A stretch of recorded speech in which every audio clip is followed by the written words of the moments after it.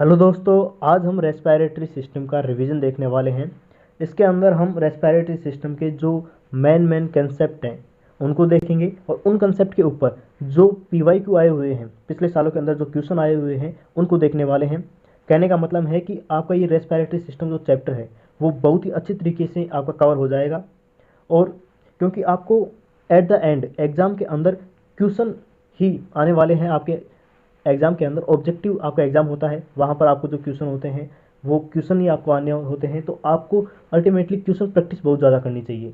आपको question practice ही काम आएगी। आप कंसेप्ट को, बहुत अच्छा है कि आप कंसेप्ट को अच्छी तरीके से समझ लेते हैं, बहुत अच्छी बात है, लेकिन क्वेश्चन प्रैक्टिस करना बहुत बहुत बहुत ज़्यादा इंपॉर्टेंट होता है। इसीलिए हम क्वेश्चन प्रैक्टिस भी देखेंगे, क्योंकि पीवाईक्यू से ज़्यादा अच्छा क्वेश्चन कुछ भी नहीं हो सकता है। इसलिए पीवाईक्यू देखेंगे और पीवाईक्यू के साथ साथ हम कंसेप्ट को भी रिवाइज करेंगे, ठीक है। और इसमें इस सीरीज़ के अंदर जितने भी क्वेश्चन हैं वो हिंदी के अंदर हैं, क्योंकि हिंदी में कंटेंट मिलना बहुत ज़्यादा मुश्किल होता है। इसलिए हिंदी वाले स्टूडेंट के लिए आज ये सीरीज़ लाई है, जिसके अंदर हम रेस्पिरेटरी सिस्टम के पीवाईक्यू को देखने वाले हैं। और ये सारे की सारे क्वेश्चन जो है पीवाईक्यू के हैं और हिंदी के अंदर हैं, ठीक है। अब इस सीरीज़ को आगे कितना स्टार्ट करके रखना है, आगे कितना चलाना है, ये आपके ऊपर डिपेंड करता है कि आप इस सीरीज़ को, आप इस वीडियो को कितना शेयर करते हैं, कितना सब्सक्राइब करते हैं, आपका कितना मोटिवेशन होता है इस वीडियो के पीछे, और हम फिर ऐसे वीडियो आप तक लेकर आएँ। तो फिर चलिए स्टार्ट करते हैं पहले क्वेश्चन के साथ। जो पहला क्वेश्चन है उसके अंदर बोला गया है कि दो दोस्त जो है मेज़ के ऊपर बैठे हुए खाना खा रहे हैं। उसमें से एक दोस्त को धचका लगा है, कहने का मतलब हिचकी आने लगी है। अब ये जो हिचकी आ रही है वो किस वजह से आ रही है? रेस्पिरेटरी सिस्टम के कौन से पार्ट का ये फेलियर है, कौन सा पार्ट जो है अच्छी तरीके से कार्य नहीं कर पा रहा है, जिसकी वजह से उसको हिचकी आने लगी है? ये इस क्वेश्चन के अंदर पूछा गया है। तो इस क्वेश्चन का जो आंसर है वो है एपिग्लोटिस। एपिग्लोटिस के जो होता है, ये इसको एक पुलिसमैन भी बोला जाता है। एपिग्लोटिस को पुलिसमैन ऑफ रेस्पिरेटरी सिस्टम भी बोला जाता है, क्योंकि ये जो होता है ये एक ढक्कन होता है। एपिग्लोटिस क्या होता है? एक ढक्कन होता है जो कि रेस्पिरेटरी सिस्टम, जो रेस्पिरेटरी ट्रेकिया होती है ना, ट्रेकिया रेस्पिरेटरी सिस्टम के अंदर ये ट्रेकिया होती है। इस ट्रेकिया के अंदर जब कोई भोजन का कण ट्रेकिया के अंदर फंस जाता है, अंदर चला जाता है, तब उसको बाहर निकालने के लिए वो धांसी आती है, जिससे कि हवा के साथ जो वो कण अंदर की तरफ गया था वो वापस बाहर के आ जाता है। एपिग्लोटिस जो होता है मेनली ट्रेकिया के अंदर किसी भी भोजन के पार्टिकल को अंदर नहीं जाने देता है। जब भी हम भोजन को अंदर की तरफ निकलते हैं तब आपने देखा होगा कि एक सेकंड के लिए हम जो है सांस लेना बंद कर देते हैं। सिर्फ उसी टाइम के लिए हम सांस लेना बंद हो जाता है, क्योंकि जो ट्रेकिया है वो एपिग्लोटिस के द्वारा ढक जाती है, ठीक है। जब एपिग्लोटिस ट्रेकिया को ढक लेता है तो कोई भी भोजन का पार्टिकल उसके अंदर नहीं जा पाता है, ठीक है। ये अच्छी तरीके से परफॉर्म हो रहा है। लेकिन जब हम खाना खाते वक्त एक दूसरे से बातें करते रहते हैं, उस वक्त जो है एपिग्लोटिस का कार्य थोड़ा सा डगमगा जाता है। ऐसे में क्या होता है कि एपिग्लोटिस जो है उसको ट्रेकिया को विंड पाइप को बंद करने में थोड़ा बहुत मिस्टेक कर देता है, जिसकी वजह से कोई भोजन का पार्टिकल जो है इसके अंदर चला जाता है, ठीक है। ट्रेकिया के अंदर चला जाता है। ट्रेकिया के अंदर चले जाने की वजह से फिर वो हमें दांसी आती है। दांसी आने से वो जो पार्टिकल है वो बाहर की तरफ आउट हो जाता है, बाहर आ जाता है, ठीक है। ये क्वेश्चन है और ये एम्स के अंदर आया हुआ क्वेश्चन है। कहाँ आया हुआ है? एम्स के अंदर आया हुआ क्वेश्चन है, ठीक है। चलिए आगे बढ़ते हैं। अगला जो क्वेश्चन है वो है कि बोमेन ग्लैंड कहाँ पाई जाती है, बोमेन ग्रंथि कहाँ पाई जाती है? ये क्वेश्चन जो है नीट के अंदर दो बार पूछा गया है। 2005 के अंदर भी पूछा गया था, 2006 के अंदर भी पूछा गया है। तो आप इसकी इंपोर्टेंस को समझ सकते हैं कि ये जो क्वेश्चन है सेम क्वेश्चन दो बार रिपीट हुआ है, ठीक है। जो ये क्वेश्चन है ये क्वेश्चन एडजेक्टिव ऐसे कि ऐसे रहा था, जबकि जो ऑप्शन थे वो चेंज हुए हैं, लेकिन जो क्वेश्चन है वो ऐसे कैसे रहा था। तो आप इसकी इंपोर्टेंस को समझ सकते हैं। जो बोमन ग्रंथि होती है वो हमारी नाक के अंदर पाई जाती है, जो कि हमें सूंघने की क्षमता प्रदान करती है। बोमन ग्लैंड से ही हमें सूंघने की क्षमता मिलती है, जो कि हमारे नाक की ग्रहण एपिथेलियम में पाई जाती है। कहाँ पाई जाती है? नाक की ग्रहण एपिथेलियम के अंदर पाई जाती है। इसका जो फर्स्ट ऑप्शन है वो करेक्ट है। चलिए अब हम कुछ क्वेश्चन को देखने वाले हैं, जैसे ये वाले क्वेश्चन। इन क्वेश्चन को देखने से पहले हम एक कंसेप्ट को समझते हैं, जो कि CO2 के ट्रांसपोर्ट को लेकर है। जो ऑक्सीजन का ट्रांसपोर्ट होता है वो आरबीसी के द्वारा होता है या फिर प्लाज्मा के द्वारा होता है, ठीक है। लेकिन CO2 के ऊपर बहुत सारे क्वेश्चन आए हुए हैं, तो इस कंसेप्ट को देखते हैं कि जो CO2 का जो ट्रांसपोर्ट होता है वो कैसे होता है, ठीक है। CO2 का जो ट्रांसपोर्ट होता है वो 20 से 25% CO2 का जो ट्रांसफर होता है वो हीमोग्लोबिन के रूप में होता है, ठीक है। हीमोग्लोबिन कहाँ होती है? आरबीसी के अंदर होती है। मतलब आरबीसी जो है 20 से 25% CO2 को कैरी करने का काम करती है, एक जगह से दूसरी जगह ले जाने का काम करती है, जैसे ऊतकों से और कहाँ तक, हमारे फेफड़ों तक लेकर आती है और हम फेफड़ों से फिर बाहर निकाल देते हैं CO2 को। ठीक है, वैसे ही कार्बोनेट के रूप में जो CO2 का ट्रांसपोर्ट है वो 70%, मतलब मैक्सिमम जो ट्रांसपोर्ट होता है CO2 का मैक्सिमम ट्रांसपोर्ट किसके, बाइकार्बोनेट फॉर्म के अंदर होता है। ये भी क्वेश्चन आया हुआ है, अभी हम देखने वाले हैं। तो मैक्सिमम CO2 का ट्रांसपोर्ट किस रूप में होता है, बाइकार्बोनेट के रूप में होता है। और बची हुई जो CO2 है वो प्लाज्मा के रूप में, प्लाज्मा के अंदर डिजोल्व रूप के अंदर 7%, कितने परसेंट, 7% जो CO2 है वो प्लाज्मा के अंदर डिजोल्व फॉर्म में ट्रांसपोर्ट होती है, एक जगह से दूसरी जगह पर जाती है। ठीक है, इन 3 चीज़ों को याद रखेंगे। कौन सा, 20 से 25% हीमोग्लोबिन के द्वारा, RBC के द्वारा होती है। ठीक है, 70% बाइकार्बोनेट के रूप में होती है, 7% प्लाज्मा के द्वारा होती है CO2 का ट्रांसफर। ठीक है, ये अपने कंसेप्ट अच्छी तरीके से समझ लिया। चलिए अब इसके ऊपर क्वेश्चन देख लेते हैं। जो पहला क्वेश्चन है वो है RBC के विषय में कौन सा सही है, RBC के विषय में कौन सा सही है। ठीक है, इसका जो सेकंड ऑप्शन है वो देखिए आप, CO2 के लगभग 20 से 25% भाग का वहन करती है, 20 से 25% भाग का वहन करती है। देखिए आप यहाँ पर जो CO2 है, RBC, हीमोग्लोबिन कहाँ पाई जाती है, RBC के अंदर पाई जाती है, मतलब RBC 20 से 25% CO2 का ट्रांसपोर्ट करती है। और ये क्वेश्चन क्या बोल रहा है कि CO2 20 से 25% CO2 का ट्रांसपोर्ट करती है, कहने का मतलब ये ऑप्शन सही है। तो इसका जो ऑप्शन है सेकंड ऑप्शन इज करेक्ट।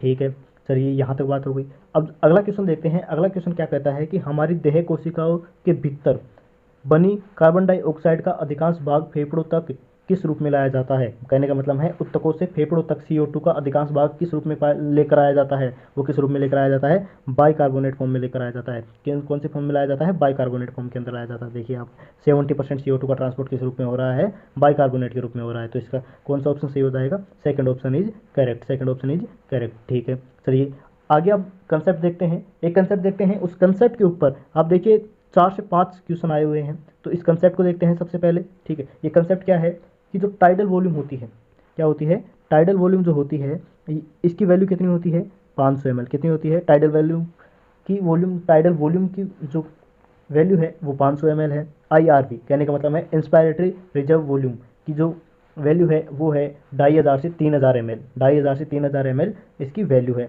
ठीक है, एक्सपायरेटरी रिजर्व वॉल्यूम की जो वैल्यू है वो है 1000 से 1100 ml। रेजिडुअल वॉल्यूम की जो वैल्यू है वो है 1100 से 1200 ml। इंस्पायरेटरी कैपेसिटी जो कि TV प्लस IRV के मिलने से बनती है, इसकी जो टोटल वैल्यू है वो 3500 है। ये आप अगर याद भी नहीं रखेंगे ये नीचे वाली वैल्यू तो भी चल जाता है, अगर आप बस इतना याद रख लेते हैं कि इंस्पायरेटरी कैपेसिटी जो होती है वो TV प्लस IRV होती है, एक्सपायरेटरी कैपेसिटी जो होती है वो TV प्लस ERV होती है, फंक्शनल रेजिडुअल वॉल्यूम जो होती है ERV प्लस RV होती है, और वाइटल कैपेसिटी जो होती है वो TV IRV प्लस ERV होती है। इसके अंदर ओनली एंड ओनली क्या नहीं है, RV नहीं है। क्यों क्या नहीं है, RV नहीं है, कहने का मतलब वाइटल कैपेसिटी के अंदर RV नहीं होता है और टोटल लंग्स कैपेसिटी के अंदर एक RV और ऐड हो जाता है। अगर आप टोटल लंग्स कैपेसिटी के अंदर से RV को निकाल देते हैं तो फिर वो क्या बन जाती है, वाइटल कैपेसिटी ही बन जाती है। ठीक है, आप ये सारी की सारी वैल्यू लर्न कर लीजिए, अच्छी तरीके से याद कर लीजिए। ठीक है, अब देखते हैं कि इसके ऊपर आए हुए क्वेश्चन को। जो पहला क्वेश्चन है वो है कि आपको सही मैच को फॉलो करना है। ठीक है, सबसे पहले दिया हुआ है कि अवशेषीय आयतन, रेजिडुअल वॉल्यूम, अवशेषीय आयतन कहने का मतलब रेजिडुअल वॉल्यूम की अपन ने जो देखी है, रेजिडुअल वॉल्यूम की अपन ने वैल्यू देखी है वो कितनी होती है, 1100 से 1200 ml। 1100 से 1200 ml कहने का मतलब है ए को 1200 ml, ए के अंदर क्या आएगा, 1200 ml आएगा। आप अब इन ऑप्शन के अंदर देख लीजिए, ए के अंदर 1200 ml कहाँ पर लिखा हुआ है, ए के अंदर लास्ट में लिखा हुआ है 1200 ml। ठीक है, ए के अंदर 1200 ml। ठीक है, ठीक है, अब इसका सेकंड ऑप्शन और चेक करते हैं। डी के अंदर ये 3500 बता रहा है, डी के अंदर 3500 बता रहा है। अंतः शोषण क्षमता मतलब इंस्पायरेटरी कैपेसिटी, और इंस्पायरेटरी कैपेसिटी की वैल्यू अपन ने कितनी देखी थी, 3500, और ये कितनी बता रहा है, ये भी 3500 बता रहा है। इसका मतलब है कि ये जो फोर्थ आंसर है, फोर्थ आंसर इज करेक्ट। कौन सा ऑप्शन सही है, फोर्थ आंसर इज करेक्ट। देखो ये क्वेश्चन जो है आपको देखने में कितना बड़ा लग रहा है, लेकिन अगर आप इसको सही अप्रोच से और आपको पूरी की पूरी वैल्यू लर्न है तो आप जो है बड़ी आसानी से कर पाएंगे। ठीक है, तो अगले क्वेश्चन की तरफ बढ़ते हैं। जो अगला क्वेश्चन है, एक व्यक्ति बलपूर्वक बहिर्शोषण के बाद वायु का अधिकतम आयतन अंतः शोषित कर लेता है, यह जाना जाता है। देखो आप पूरी तरीके से पूरी की पूरी लंग्स के अंदर जितनी भी हवा है उसको बाहर निकाल देंगे।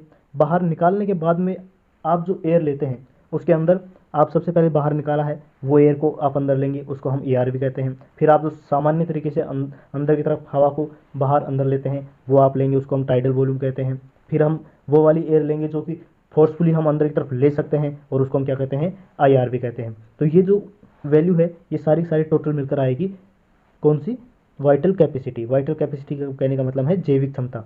ठीक है, जैविक क्षमता की ये परिभाषा है कि जब हम पूरी तरीके से हवा को बाहर की तरफ, लंग्स से बाहर की तरफ छोड़ देते हैं, उसके बाद में जितनी एयर हमारे लंग्स के अंदर आ सकती है उस एयर को हम क्या बोलते हैं, जैविक क्षमता बोलते हैं। तो ठीक है, अगर आप अच्छे तरीके से इस परिभाषा को देख लेंगे NCERT से तो आपको ये क्लियर हो जाएगा कि जैविक क्षमता क्या होती है। लेकिन आपको यहाँ मेनली ये याद रखना है कि जो जैविक क्षमता होती है वो ERV plus TV plus IRV होती है। ठीक है, अच्छी तरीके से लंग्स से बाहर निकालने के बाद में हवा को अच्छी तरीके से एयर को बाहर निकालने के बाद में जो एयर हम अकोमोडेट कर सकते हैं, अंदर की तरफ खींच सकते हैं, जितनी एयर हम लंग्स के अंदर खींच सकते हैं वो होती है जैविक क्षमता। ठीक है, अगले क्वेश्चन की तरफ बढ़ते हैं कि हमारे फेफड़ों की जैविक क्षमता क्या है।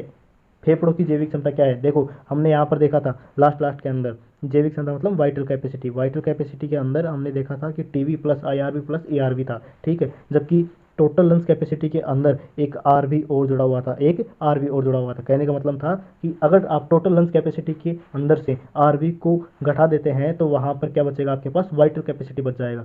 ठीक है, और ये क्वेश्चन के अंदर क्या पूछा हुआ है, क्वेश्चन के अंदर भी यही दिया हुआ है कि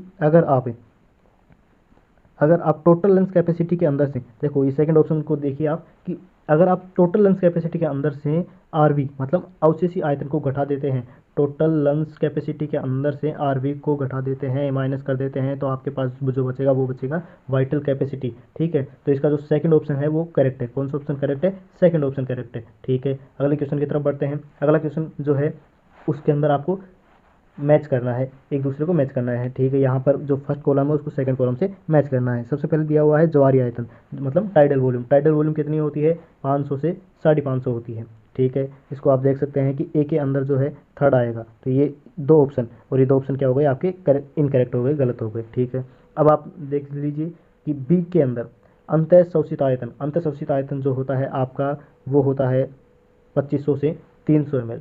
कितना होता है, 2500 से 3000 ml होता है अंतःशोषित आयतन।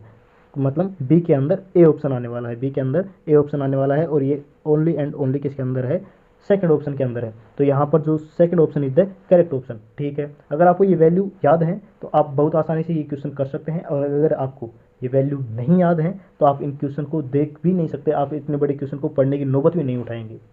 तो आपको जो है उस वाली टेबल को बहुत अच्छी तरीके से यहाँ पर जो है एक साथ सारी की सारी वैल्यू को लिख कर लाया गया है ताकि आप इसको लर्न कर पाएँ। और यहाँ मैं इसको साफ कर देता हूँ ताकि आप इसका स्क्रीनशॉट ले पाएँ, और स्क्रीनशॉट लेकर आप इसको यहाँ पर रख सकते हैं, और जो है आप इसको लर्न करने के लिए यूज़ ले सकते हैं। ठीक है, अगले क्वेश्चन की तरफ अपन बढ़ते हैं। अगला क्वेश्चन जो है एक व्यायामी मतलब एक व्यायाम करने वाला व्यक्ति ज्वारीय आयतन और उसका निःशोषित आयतन जो है दे रखा है। ज्वारीय आयतन कितना दे रखा है, यहाँ पर 500 ml दे रखा है, और जबकि निःशोषित आयतन जो है वो दे रखा है अपने को 1000 ml दे रखा है। अवशिष्ट आयतन भी दे रखा है 1200 ml अवशिष्ट आयतन है। ठीक है, अब बोल रहा है कि निःशोषण क्षमता क्या होगी, निःशोषण क्षमता क्या होगी। देखिए आप इस वाले टेबल पर देखिए निःशोषण क्षमता क्या होती है, एक्सपायरेटरी कैपेसिटी होती है। ठीक है, expiratory capacity TV plus ERV होती है, जो कि इसकी दोनों की वैल्यू मिलाकर TV की वैल्यू 500 हो जाएगी। ठीक है, ERV की वैल्यू कितनी हो जाएगी, ERV की वैल्यू आपको दे रखी है 1000, और ERV की वैल्यू कितनी हो जाएगी, 1000 हो जाएगी। 1000 प्लस 500 कितनी हो जाएगी, 1500 ml हो जाती है। ठीक है, उस क्वेश्चन की तरफ बढ़ते हैं। उस क्वेश्चन में देखा दिया हुआ है TV की वैल्यू दी हुई है 500, ERV की वैल्यू दी हुई है, निःशोषण क्षमता दी हुई है आपको 1000, और निःशोषण क्षमता क्या होती है, TV plus ERV। TV plus ERV आपकी क्या हो जाती है, निःशोषण क्षमता हो जाती है, जो कि कितनी हो जाएगी, TV की वैल्यू हो जाएगी 500 और ERV की वैल्यू आपको दी हुई है 1000। तो ये कितनी हो जाएगा, टोटल मिलाकर 1500 ml हो जाएगा। ठीक है, तो इस क्वेश्चन का आंसर कौन सा है, first option is the correct option. चलिए आगे की तरफ बढ़ते हैं। अगला जो क्वेश्चन है कि सत्य कथन का चुनाव करना है, सत्य कथन का चुनाव करना है। इसके अंदर पहला जो स्टेटमेंट है वो है बहिःश्वसन अंतरापशु पेशियों, बाहरी अंतरापशु पेशी, कौन सी पेशी, बाहरी, नहीं, ये गलत हो गया। अब जब अंतरपशु पेशी की वजह से बोलते तो ये क्वेश्चन सही हो सकता था, ये ऑप्शन करेक्ट हो सकता था, लेकिन यहाँ पर ये गलत हो चुका है क्योंकि ये बाहरी अंतरापशु पेशी बोला गया है। ठीक है, अंतःश्वसन के दौरान अंतरफुस्फुसीय दाब वातावरणीय दाब से कम होता है। ठीक, देखिए आप ये क्या है, ये लंग्स है। जब लंग्स का जो प्रेशर है वो कम होगा, लंग्स का लंग्स के अंदर का प्रेशर कम होगा और बाहर का जो प्रेशर है वो ज़्यादा होगा, तो ज़्यादा वाले प्रेशर से कम वाले प्रेशर की तरफ एयर आ जाएगी अच्छी तरीके से, ठीक है। जो लंग्स के अंदर का जो प्रेशर है वो बाहर के प्रेशर से कम है, तो आप अंतःश्वसन कर रहे हैं, बिल्कुल सही बात कहा है। तो इसका मतलब है second option is the correct option, ठीक है। जबकि थर्ड ऑप्शन के अंदर क्या दिया हुआ है कि वातावरणीय दाब, जो बाहर का दाब है वो फुसफुस दाब से कम होता है जब अंतःश्वसन होती है। तो ये तो साफ साफ इनकरेक्ट हो गया, गलत ऑप्शन है, ठीक है, क्योंकि जो हवा है वो हमेशा ज़्यादा प्रेशर से कम वाले प्रेशर की तरफ आती है। जब बाहर का प्रेशर ज़्यादा होगा, अंदर का प्रेशर कम होगा, तभी बाहर से हवा जो है अंदर की तरफ आ पाएगी, ठीक है। तो ये ऑप्शन भी इनकरेक्ट हो गया। बहिःश्वसन जो है डायफ्राम के संकुचन की वजह से प्रारंभ होता है, नहीं, डायफ्राम में जब संकुचन होता है तो वो नीचे की तरफ जाता है, नीचे की तरफ जाने से जो एयर की कैविटी है उसकी वॉल्यूम बढ़ जाता है, जिसकी वजह से प्रेशर घट जाता है, प्रेशर घट जाएगा तो वहाँ पर अंतःश्वसन होगा, अंतःश्वसन होगा, ना कि बहिःश्वसन होगा, ठीक है। तो जो ये भी इनकरेक्ट ऑप्शन हो जाएगा, जो करेक्ट ऑप्शन है वो fourth option is the correct option.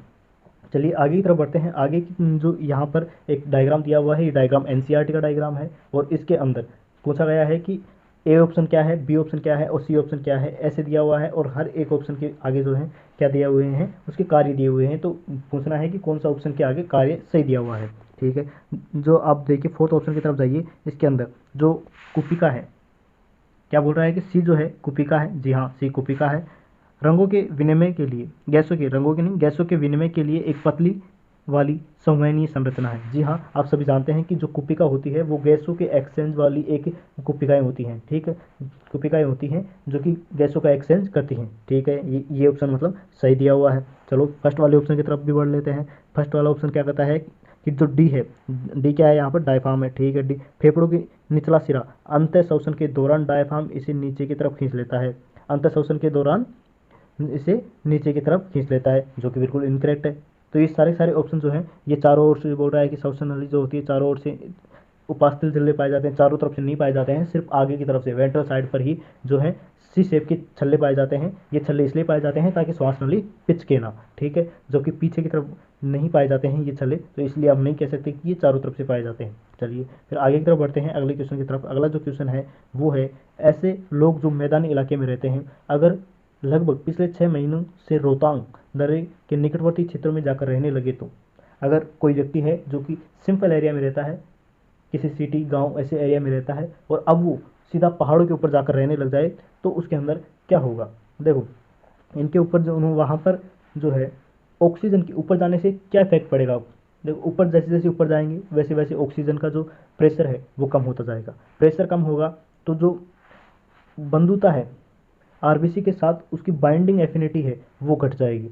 वो जैसे जैसे ऊपर हम ऊपर की तरफ जाते जाएंगे ऑक्सीजन का प्रेशर कम होगा, जब ऑक्सीजन का प्रेशर कम होता है, ऑक्सीजन का प्रेशर कम होता जाएगा तो वो हीमोग्लोबिन के साथ अच्छे तरीके से बाइंड नहीं कर पाएगा, बंधुता उसकी घट जाएगी। और अब इस बंधुता घट जाएगी तो इस बंधुता घट चुकी है तो अब ऑक्सीजन की जो सप्लाई है वो कम हो गई है, इसीलिए आरबीसी की संख्या को बढ़ाना पड़ेगा ताकि जो रिक्वायरमेंट है शरीर की वो रिक्वायरमेंट पूरी की जा सके। इसके लिए जो आरबीसी की संख्या है उसको बढ़ाई जाएगी, आरबीसी की संख्या को बढ़ाई जानी चाहिए और जो CO2 की बाइंडिंग क्षमता है वो घट जाती है, CO2 की बाइंडिंग क्षमता घट जाती है, ठीक है। तो ये आज हमने ये सारा कुछ कवर किया है रेस्पिरेटरी सिस्टम के अंदर। इसके अंदर आपने देखा होगा कि 2 कंसेप्ट देखे हैं और उन 2 कंसेप्ट से कितने सारे क्वेश्चंस आपको देखने को मिले हैं, ठीक है। ऐसे ही अच्छे अच्छे क्वेश्चंस जिसके थ्रू आपका रिवीजन भी होता रहे और आपको ये भी पता लगे कि कौन सा टॉपिक ज़्यादा इंपॉर्टेंट है, कहाँ से आपको ज़्यादा मेहनत करनी चाहिए, क्या क्या चीज़ें आपको याद रखनी चाहिए, ठीक है। अगर आप ये वाली टेबल याद रख लेते हैं तो बहुत सारा काम आपका अभी हो जाता है कि आप बहुत सारे क्वेश्चन कर पाएंगे। अगर एक टेबल से इतना सारा कुछ हो सकता है तो आपको ये टेबल बहुत अच्छी तरीके से याद करनी चाहिए।